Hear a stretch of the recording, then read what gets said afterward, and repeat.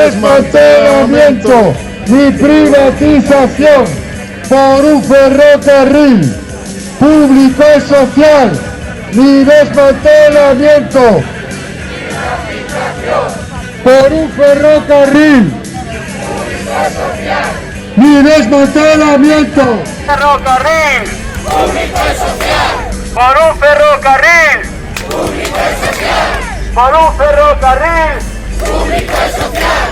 Ya hacemos días, queremos cercanía. Ya hacemos días, queremos cercanía. Ya hacemos vías, queremos cercanías. Ya hacemos vías.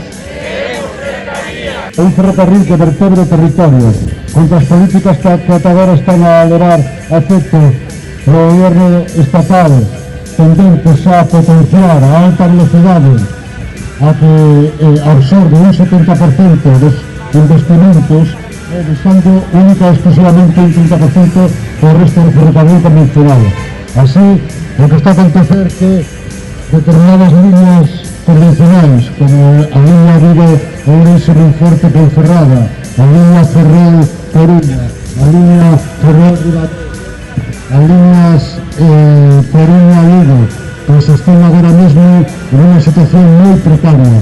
Sin embargo, a inversión, como xa escoitades, vai a maior parte para o AVE. E a quen sirve o AVE? Pois a un 4% da xente que utiliza o ferrocarril. Isto ten que saberlo a maioría da xente que está protestando porque se chega o AVE a Galicia, non chega, se podemos chegar a Madrid ou non podemos chegar. Pero non podemos chegar dende o Burba de aquí no tren, cando está aí a 5 minutos do tren. E son desplazamentos diarios que podemos ir para o traballo, para a universidade, para o desplazamento social.